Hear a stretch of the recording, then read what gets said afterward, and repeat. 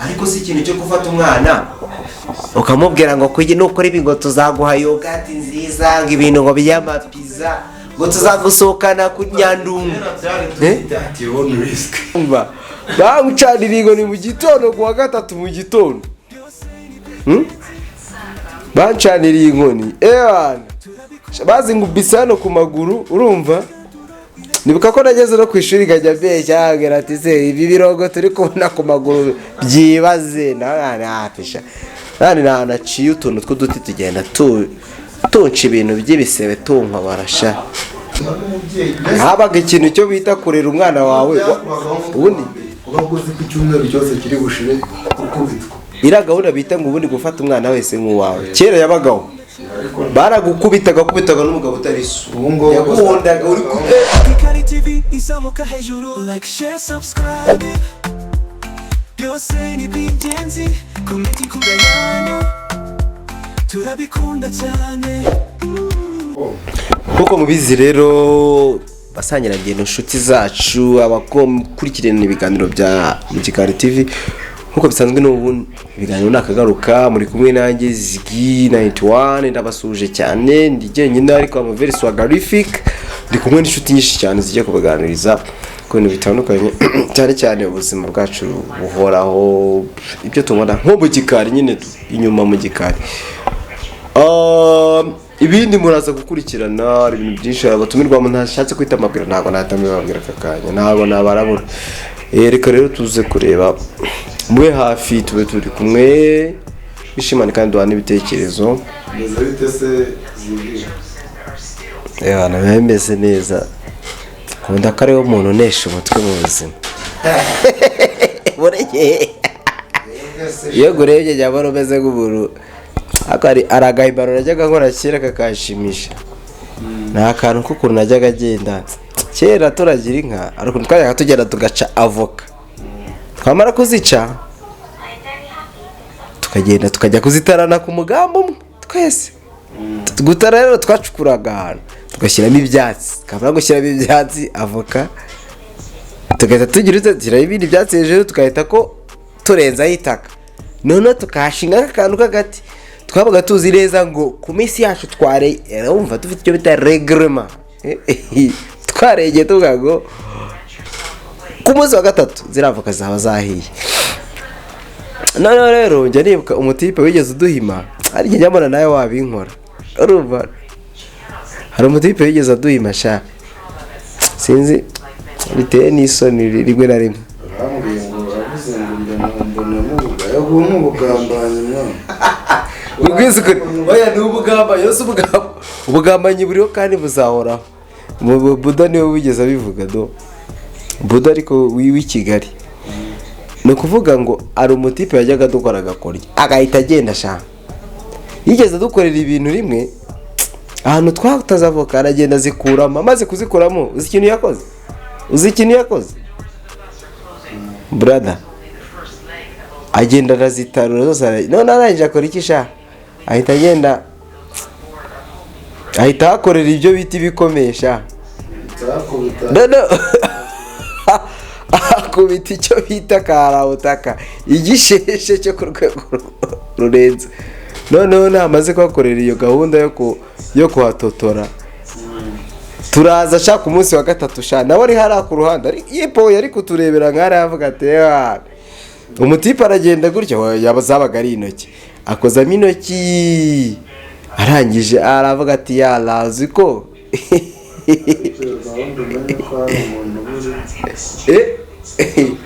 oya ari benshi mba ndi kubuvugira amateka oya ariko biriya bintu byari na byiza kabisa ahubwo njyari n'ibintu njya nibaza rwose mw'abantu sha abantu bari mu mujyi pe ubuze ko bafite inkuru yo kuvuga abantu bavukiye mu mujyi rwose aya mu very sorry kuvuga ku bintu bya kera akantu wibukije wa mugani ntabwo ndagije inkuru ariko umuhungu yakozemo nyine yagira ngo avuka ngo zaraboze sha aravuga ati mbega avoka zaboze uyu yaravuze ati ubundi ukuntu zaboze sha ashobora kuba harimo n'izindi mbaraga zatumye zibona yaravuze ati ukuntu zaboze n'ibihuha ewana wari urimo kumbwira ngo iki tukiri ku bintu bya kera hari akantu nahoze ntekereza kare gahise kanje mugitangira kuvuga ibintu bya kera buriya tubanza tunashimira n'ababyeyi cyangwa se abantu batureraga kera bari bazi ubwenge cyane, bari bafite ukuntu batuma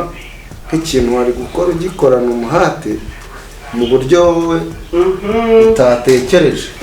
Kanguye nk'urugero rw'akantu ngewe nibuka, wenda hari n'abadukurikiye bashobora kuba karababayeho. Ayagomba kumva nk'umubyeyi arakubwiye ngo bagutumye nk'ahantu ngo gahita akubwira ati ngo nciriye ngo ku kibabi, bacira ku kibabi ngo n'icyuma utaraza urambona. Ubundi turatuntu mu by'ukuri nko mu ariko ubona byaradufashije. Ubundi nkubwiza ukuri pe, sinzi wenda ubu ngubu ariko rwose ababyeyi bacu rwose shasariyuti kabisa, hari ubuntu, hari ubwenge, hari ibintu bagiye badufasha mu mitekerereze nyine ntabwo icyo gihe twabyumvaga. Ni nk'uko tutumva uburyo cy'akanyafu kari akantu gakomeye cyane kagiye kadushyira ku murongo, ariko biriya bintu ni ibintu byagiye bigushyira kuri disipurine, kumenya ngo igihe no kubahiriza tayimu nyine, kubahiriza tayimu, ukamenya uti babaga biyeranje mu bushobozi bwabo, babaga biyeranje ku bintu bijyanye n'igihe. Rana n'ubwo hari igihe uri gukora ikintu uvuga ati wenda ufite nk'inama ugiye kwitabira, inama iratangira wenda saa yine, ugomba kuba uhageze saa 3:45. Ubwo ngewe numva ko iyo ngengabihe ari nka cya kibabi, nubwo nyine hari abantu benshi kubahiriza igihe bigora, ariko hari ngewe mbibonera nko ku basaza bo mu cyaro cyangwa abakecuru. Misa iyo iri butangire igomba gutangira saa 1, saa 12:30 aba yageze ku kiliziya cyane, padiri afungura hano. Ahubwo biganjanda ko twese abantu, ariko nanone mbibona ko abanyamujyi ari twe turegezamo bwatari twese abanyamugisi. Abantu bo mu cyaro iyo mwavuganye hari nk'igihe ujya nko gushaka ibyangombwa nko mu bayobozi, ugahita usanga umuntu yaturutse nk'ikabuga, wowe wegeranye n'ubuyobozi bw'aho ngaho, waregemo tugiye nko ku kigo cy'indangamuntu, ugasanga umuntu waturutse i Karongi yahagereye igihe kandi yanateze, noneho ukaza uzi uko n'abantu bo mu mujyi mutesha n'umutwe, ayo mwe musahida ntashobore kuzinduka rero uteze iki n'iki, ashaka no kuza kwivugishwa ubuntu bw'ubunyamujyi, yivugisha ubuntu bwose rimwe na rimwe akavangamo n'ubwongereza n'ubundi burimo. Ikintu mbona cy'abana bo ubu ngubu hari ibintu batazajya babona byabaye impitagihe, mugani wa wundi ngo ibyo byose byabaye impitagihe, ariko hari utuntu twakira, ni memories nziza. Iyi segment sinzi impamvu cyangwa ni kuzajya tunaza twibukirana utuntu nk'utu. Urumva hari nk'utuntu abantu baba bakumbuye kumva, urumva ako kantu nakibutsa ukuntu rwose waranasitaraga uri kwirukanka ukamenya ko wasitaye ugeze mu rugo, kubera kugira ngo mu rugo urumva icyo kintu ni akantu bagiye batubibamo, ariko batabigize mu buryo buri brutale, mbese mu buryo burenze direct. Kandi hari n'igihe wanarenzaga igihe mu by'ukuri ntibagire icyaha, kujya harimo abakubiswe mwihanga. Nimba utarakubiswe ngereka ari nka story ari warihutaga. Urumva njyewe nabaga nyishoreye niwe wari kunkurikiza ifarasi, niwe wari kunkurikiza hagati aho ngaho. Igihe wabaga wiriwe ugenda wazerereye umunsi wose, iyo wageraga mu rugo umaze nk'amasaha 5 wari waburiwe irengero, hari uburyo ki washakaga akantu ko kwitwaza kugira ngo uze koroshya ibihano. Nkawe wabigenza gute se? Marambwize nk'ukuri. Njye cyambere barabanzaga bakagutonora, buriya nabyumvishe, bamara kugutonora akantu bakagatekerezaho nyuma ariko njyewe njye nta kintu nari kugusubiza wamaze kuntonora kabisa ubwo byari kuba byahuriyemo sinkubiri njyewe uretse ko ujyewe nari umuntu utapretendinga nyine niba njyewe wankishuye ubwo nyine diri zabaga zirangiye urakoze nanjye nuko nimba gushishiye byahuriye niyo nari kuba icyo kintu nari kugikora ubwo wabaga ubyishe nyine ahubwo waba bashaka ko nkora ibintu agomba kubanza ukamfata neza ukareba nk'akantu nkunda ukakantambika icyo gihe ntiwari kumbwira ngo inzu nyimese nyanike ariko tuvugishe ukuri hari igihe hari umubyeyi utwika waga abantu uzi ko ari mubi cyane avuga ngo mvuze ngo iki urumva byose bigahita bikoreka nka rya jambo ryo muri kiliziya ni kabi cyane ubona ari nk'iki kaza wenda kera harimo n'ababyeyi bashyiragamo akantu k'ubunyamaswa ntago kakebura abana tujye tuvugisha ukuri ntago kakebura abana kuko hari nk'ibintu nibuka twiga wowe wajyaga ku ishuri bagutuma umubyeyi cyangwa se wakiha akantu ko gukaruta wahura n'umuntu iyo yaba atari umubyeyi wawe umupapa yigire ku kazi ugafumyamo kuko wabaga uzi ko ari bakubita akabasubiza ku ishuri mwagera akazanabatuma n'umubyeyi habaga ikintu cyo bita kurera umwana wawe ubundi uba uzi ko icyumweru cyose kiri bushire ukubitwa iriya gahunda bita ngo ubundi gufata umwana wese nk'uwawe kera yabagaho baragukubitaga n'umugabo utari so yaguhondaga uri watinze gufata umwana wese nk'uwawe hari ahantu hamwe nashatse kumwigira iyo gahunda yo gufata umwana wese nk'uwawe kameme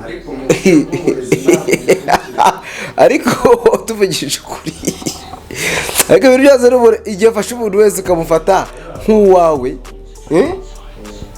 ariko igihe wafashe umuntu wese nk'uwawe nyine biyumvikana ko ari uburyo hari agaciro wamuhaye ukavuga ati no uri umuntu wanjye urumva twasangira byose akantu ko gusuzuma hari indi topic ubutaha tuzavuga yo guca gusuzugura shaye ariko rwose reka mubwize ukuri hari ibintu byagiye bituba cyane nko ku ishuri cyakora njye hari akantu nendaga kubabwira ko ukuntu sinzi ibikosa twari twakoze twigeze twanga kuvoma urugero umubyeyi watureraga sinjatse kumuvuga abanzi baramuzi ariko ukuntu yigeze aduhata igiti oya icyo gihe yageze mu rugo asanga nta mazi n'amake kubera ko turi benshi twarasiganaga noneho rero arangiza bati amazi nshaka amazi yo koga bareba ibintu by'ibidomoro byose barazunguza basanga reka da yala twahise tuvuga tubundi karabaye hari ahantu ku rugo hari inkoni yari hari nziza urumva yari iri mu rugo yari yarameze yitwa ibobere yagendaga arayishishura neza cyane icyiza cye namukundiraga ni ngo nimba yavuze ngo inkoni buri wese ni inkoni veni mwese mwajyaga harakumuntu nkabita gisirikari nta gukora iyo wakoraga zarahungukaga zigasubira kuri zeru noneho sasa icyo gihe nkubwiza ukuri nayo maze igihe nkubitwa inkoni nyinshi cyane ndavuga ni noneho uyu munsi aranyisha kabisa kugira ngo ambabure anyice nahise ngira gutya ngo akantu guhita nahise ncomoka daracomotse urumva maze gucomoka akantu nakoze k'uburezi k'uburofu mpita ngenda mpita nurira urugo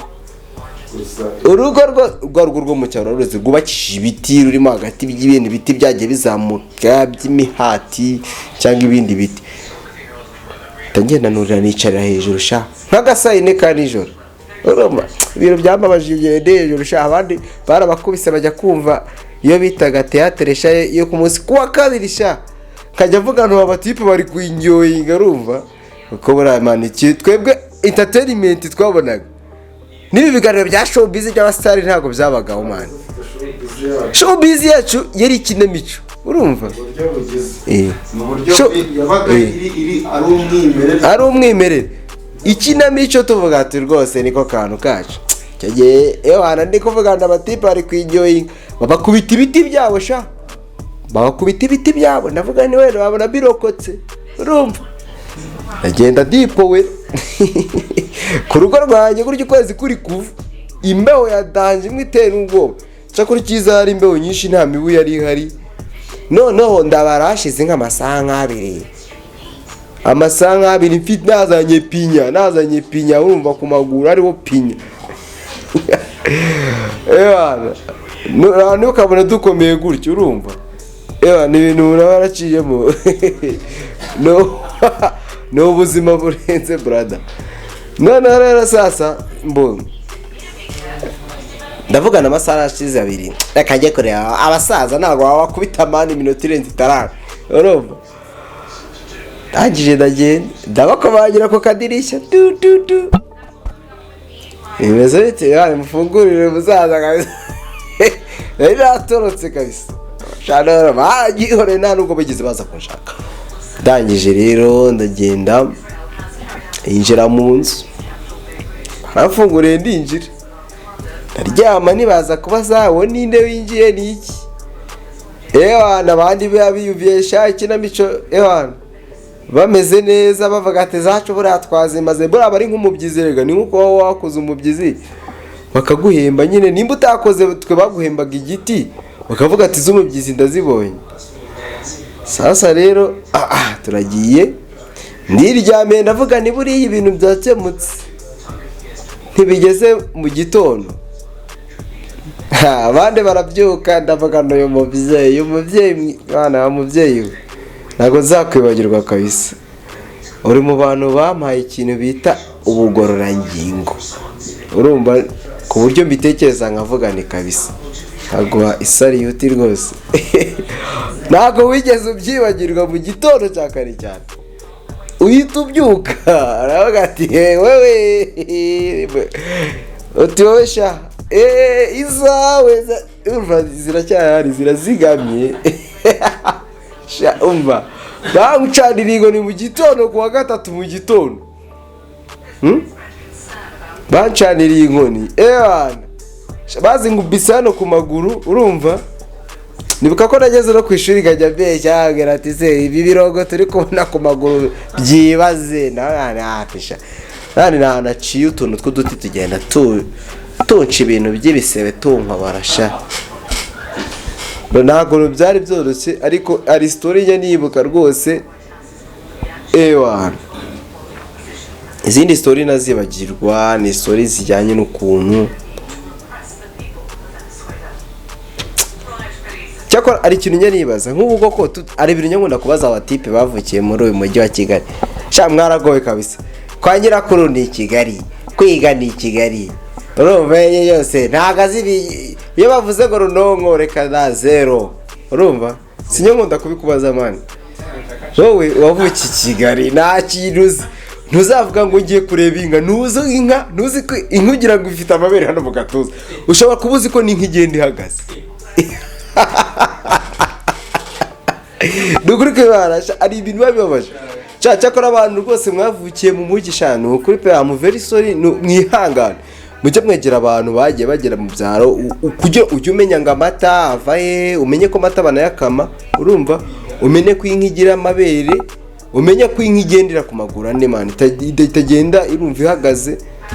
Cyakora wenda iki cyakora wenda kubera ko wenda tekinoloji yateye imbere mureba ku ma televiziyo nka mwaraziwe ako mana ntago mwabonye runonko kabisa tujye tuvugisha ukuri. Kandi ikindi noneho kindi mutazi uzi ko muzi yuko avoka imanuka ihiye nka avoka y'imbwa imwe bavuga mu migani ngo avoka imwe imanuka ihiye ntago avoka iva mu giti ihiye ndemba ngira ngo mbarabure umuntu udafite ahantu ajya kwanye twemane iyo dushatse kujya kwa nyogokuru duhita twimanukira mu byaro numva bose tuvugishe nk'ukuri nk'irandimba baririmbye bavuga ngo bavuga aho bita arya bahita ngo iki gusubira hirya n'ahantu umuntu aba yaravuye aho bahita ku isambu bahita guki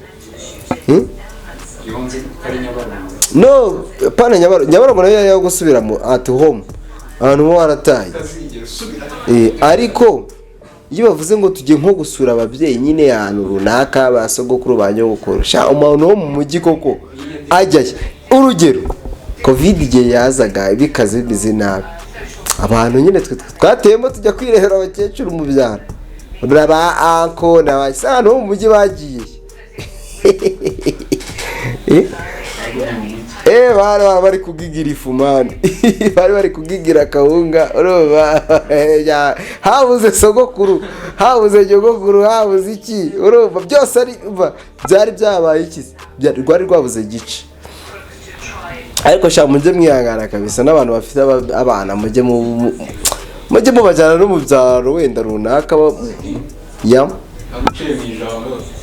ushaka gucarenjinga oya munyamugise oya challenging ariko uracarenjinga ku byo mu mujyi kabisa ku byo mu mujyi wanyemeza ariko ku byo mu cyaro nta wantu ufite uhungira brother wowe banza wumve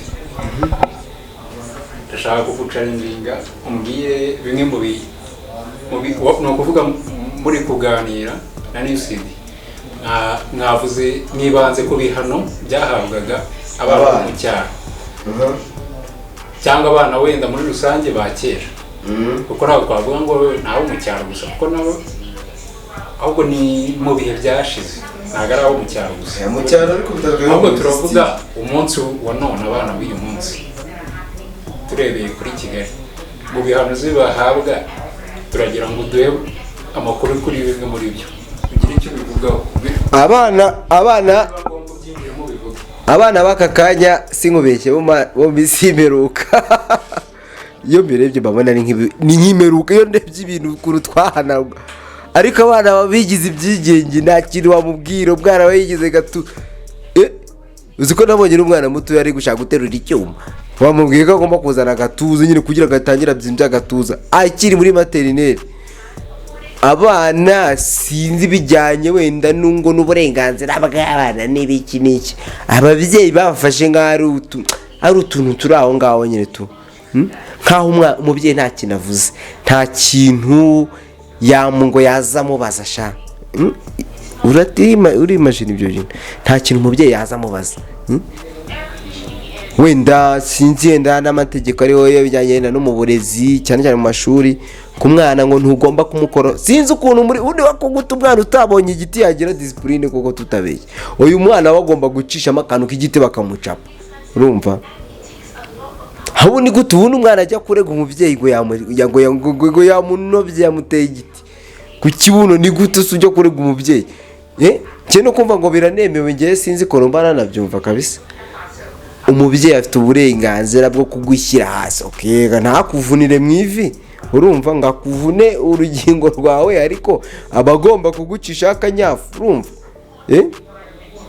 ariko abana bo bafite ikintu bitehangana no mu mashuri njye mfite igero ryinshi hari nk'abana ibigo bimwe ntavuga umwana arahangana na mwarimu umwana aravuga n'umwarimu aravuga n'umwana akavuga umwana arashaka guha inama mwarimu urashaka guha inama mwarimu wawe wowe se nkande wowe uragigirana mwarimu ku bintu by'amanama wowe ku myaka 15 na mwarimu umaze imyaka 20 ari mu burezi kandi none kikwereka ko aba yarakoze akazi karenze abana aba yaragoroye nka tukavuga ngugisha nk'ukuri nkatwe abana bari kubyumva ibintu umuntu oya nta kintu yananiye wowe bwira wenda ushobora gusanga hari ikintu nibagiwe ikibazo kugira ngo cyumve neza ubwo wenda ibihano 5 cyangwa bingahe bihabwa abantu bo muri iyi minsi bishobora kuba biri na fani cyangwa binasekeje byasetsa wa muntu nyine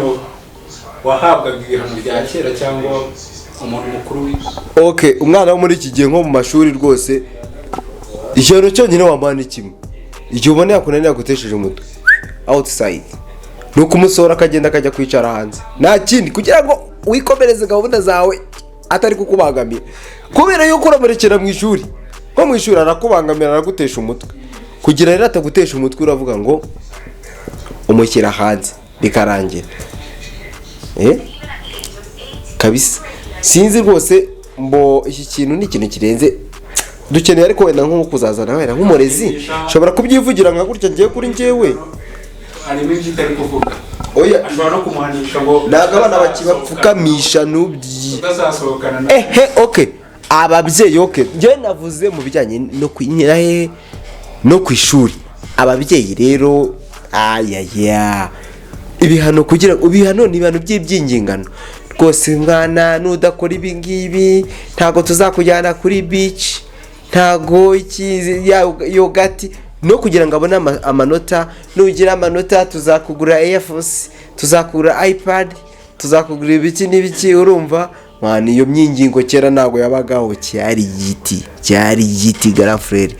Urumva wabaga ubizi neza, so nta mikino, ababyeyi nta mikino, nta mitereto, kwanza nta mitereto hagati y'umwana se yarakubyaye, umwana yarakubyaye gute se harimo collaboration hagati yawe n'umwana, gute se muri kubanza kubiganiraho?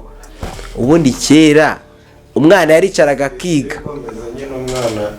umwana yari umwana nani, abo ngubu abo ngubu bigize nawe ababyeyi urebye nabi.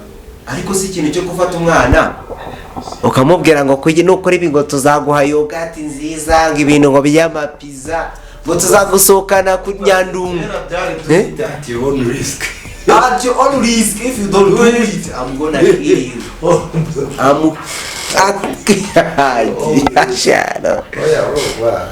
Twebwe twagiye dukura ni fire by fire, ariko nyine urabona ko dukomera, mpamvu natwe abantu bo mu myaka, mbese reka tuvuga abantu bo mu kinyejana cya 21 twese n'ubundi, cyangwa se reka tuvuge 90 version, sibyo? Twakuze byari ibihe bibi, sibyo? Byari ibihe ariko byaratugize strong nyine. Biragoye ko umwana wavutse muri kiragiye, utwe bamwe n'abagabo, abandi barategura kuba, abandi n'abadamu n'abamama, nabo utari we bari hafi cyangwa se bari bihaye Imana, ariko ni abantu bawe n'ibihe bikomeye byarabashepinze.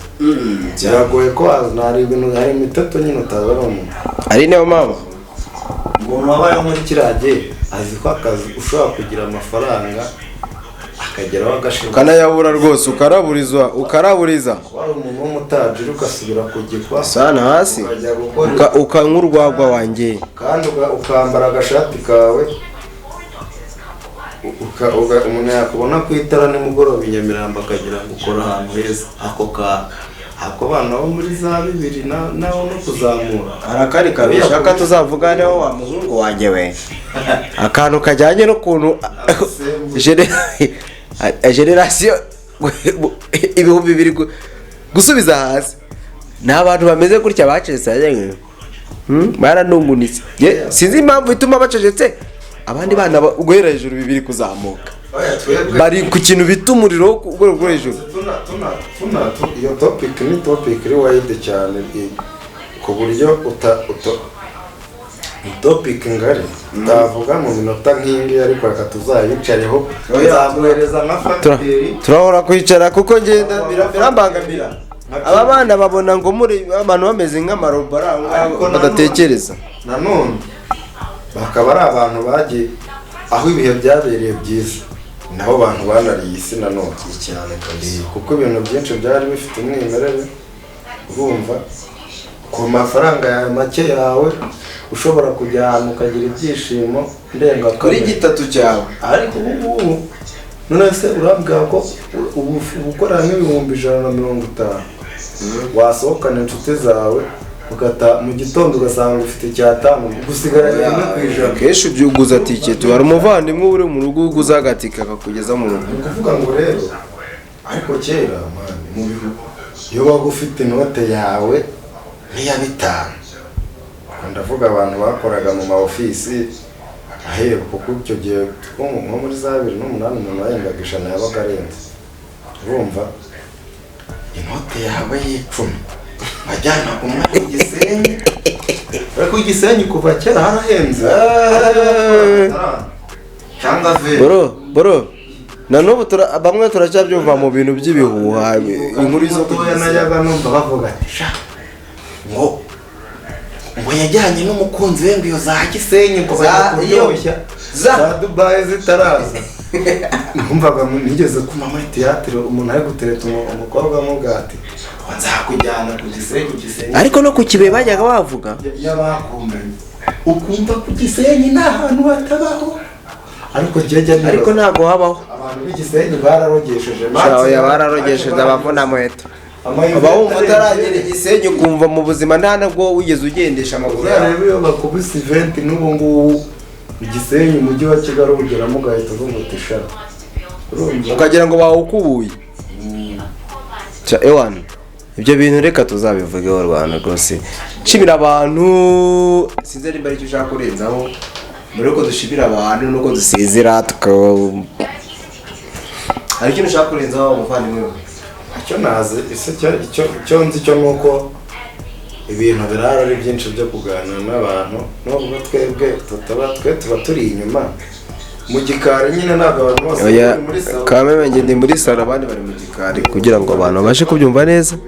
Babibageraho ariko ikintu cyo gihari nuko matunda y'ikombere ni kwa matunda y'ikombere mu kinyarwanda kizima baravuga mu matunda y'ikombere mu kinyarwanda. Kinyarwanda cy'diaspora. Kinyarwanda cy'diaspora nyafurika. Yeah. Bakita yavuga nuko abantu bakomeye bagomba gukomeza bakadukurikira. Turashaka umuntu azaduhereza igitekerezo cy'ibintu. Tugiye kuzajya tubahereza ibintu utuntu twa kera guhera ubundi kera ni ryari. Kera no guhera muri 2000 kumanura. ubundi atazagira umuntu uzamure 2000 akeva gyashanga ngo kera. Kera sha. Guhera muri 2000 kumanura. Tujya tubyumvikanaho neza cyane. Ikintu cya kera Ubu ku kintu ngo cyo muri 2004 shago kera ngo muri 2004 warasaze brother. Buriya harukunda abantu basigaye nk'abakobwa Imana babarire cyangwa nabo banambabarire bari ntago mbiri mu burya nicyo na za gatandatu babikonseye bakumva ko ari abana. ukivuga kuri ibyo bintu sha ari ikintu cyambabaje rwose. Ari akantu kambabaje. Oya akantu kambabaje tuzovugaho. Reka dusubikire ngaha mugani w'iguca w'ababanyi. Ewana mwakoze cyane abari badukurikiye ni mu Gikari TV nk'ibisanzwe igihe tuzazana n'akagwa dutaramire ushaka. Tuzataramira ku kantu kakagwa cyangwa n'agasururu inkangaza n'indi nzoga. Okay, mwakoze cyane rwose kurikirana ibiganiro byacu ari byo byanyu. Ku bindi bikurikira ushaka kugira icyo abaza igitekerezo yajya muri comment, tuzashyiraho nimero. Ushobora no kutwandikira tubwira ko ari ikintu cy'ikiganiro igitekerezo ufite. Cyakora mana yacu mba numiwe kabisa. Ufite igitekerezo utwandikire hasi. Ushaka ko tuganira utwandikire hasi muri comment. Ushaka kubona abahungu bari inyuma ngaha b'abanyamagambo n'abanyamunwa watwandikira muri comment ukareba ibyo ari byo. Ibintu nk'ubu ndi kubona mw'abantu. Okay, mwari kumwe na Ziggy 91, mwari kumwe inyuma ya kamera n'umuntu twaganiriye cyane bita Newseed. Akaba ari umuntu mubi cyane nawe akaba ari umuntu w'umukameraman wakamejije, akaba ari umunyamaporoje y'amavideo. Undi muhungu makoze cyane pe muri makeya. Reka dusubire ubutaha kuko ibiganiro byo nakagaruka. Uyu muhungu wavugaga niwe boss w'iyi nose.